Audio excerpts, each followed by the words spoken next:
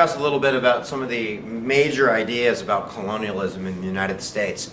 We specifically want to look at the essential question, how did the colonial experience lead to the breakaway for independence from Great Britain? So we're going to start off by talking about the M&M concept. Now, if you remember from the beginning of the year, the M&M concept is simple. If you've never had an M&M and somebody gives you one M&M, what do you want? You want more M&Ms. So we're going to start off by saying the colonists got two M&Ms early on in American history. The first M&M we can say would be the Mayflower Compact. Now the Mayflower Compact is simply a document, an agreement of the pilgrims on the Mayflower as they're coming to the New World to agree. This concept of representation, of them representing themselves, is what is the M&M. And while that's not going to last forever, it's this idea that once you have the M&M, once you have that self-government, that representation, that it's going to come back up. People are going to remember, they're going to want it more. The second M&M is the House of Burgesses. Now the House of Burgesses was created in Jamestown, which is the first settlement in the United States, as a place where colonists would elect representatives and make decisions for the community. It's basically like the first Congress of the United States, only it's for colonists, and England's going to kind of let us have it for a little while. Now the House of Burgesses will later be dismantled, and of course representation will be lost, but the M&M concept works, because later down the road, when we're talking about no taxation without representation, it's that M&M idea, that House of Burgesses Mayflower Compact idea, that allows us to go in that direction. So let's look at three reasons, just three, why the colonists are going to split with Great Britain. The first one we've already said, representation, representation, representation. The mantra is no taxation without representation. Now, nobody would argue that there should be no taxes. Taxes are the lifeblood of any national government. Taxes are what pays for your roads and your schools and your daily routine. So we need taxes. The problem is England is taxing the colonists, but they're not giving the colonists representation in the Parliament back in London. So it's this idea that you're asking me for taxes, I'm paying taxes to you, I have no say in what happens to that money. So no taxation without representation. Stamp Act, the Boston Tea Party, the Coercive Acts, these are all laws and events that revolve around that idea of no taxation without representation. The second major idea as of why we're going to break away is in triangular trade, or what's called mercantilism.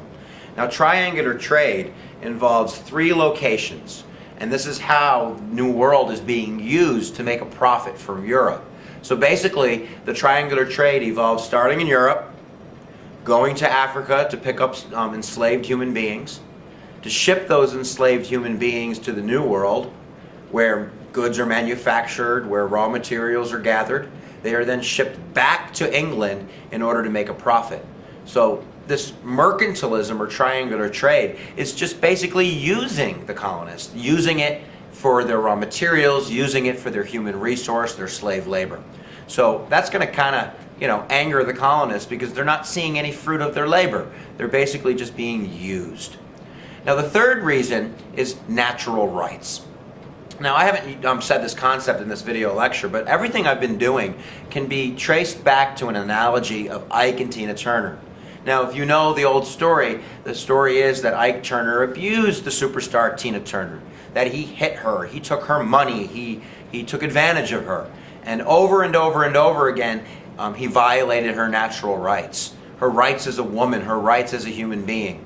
And just like Ike is violating Tina's natural rights, the King of England, Great Britain, is violating the colonists' natural rights. Natural rights such as the right to be judged by a jury of your peers. So when colonists were arrested for a crime, in many cases they were shipped back to England to be found with a jury over there, people that had nothing to do with the New World. Punishment, representation, freedom of speech, freedom of worship. These are all natural rights that John Locke had brought up in the Enlightenment and talked about how we are born with natural rights. It is the government's job to protect those natural rights. And if those natural rights are not being protected, if those natural rights are being taken away, then it is the job of the people to overthrow that government and create one that is going to protect our natural rights.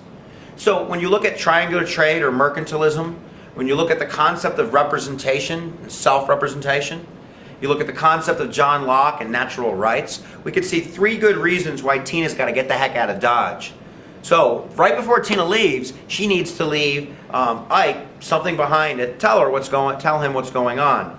That is the Declaration of Independence. And let's finish up with this goodbye letter. The Declaration of Independence is a letter. It's a "Dear John, dump your butt. I'm leaving you because you don't love me no more" letter. And we've kind of created a synopsis, summary of that letter by saying, "Dear King, you suck. You violated my natural rights, and I am leaving you, baby." And the Declaration of Independence stands as the premier document in the United States.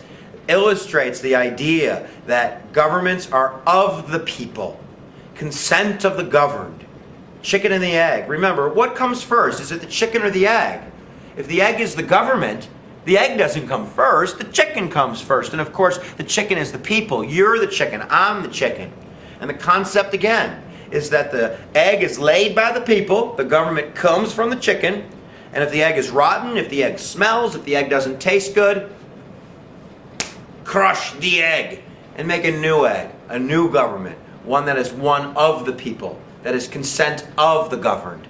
So, there are your main concepts for colonialism. Make sure you get the House of Burgesses, the Mayflower Compact, the concept of mercantilism and triangular trade, the concept of no taxation without representation, natural rights, John Locke, consent of the governed, the chicken and the egg.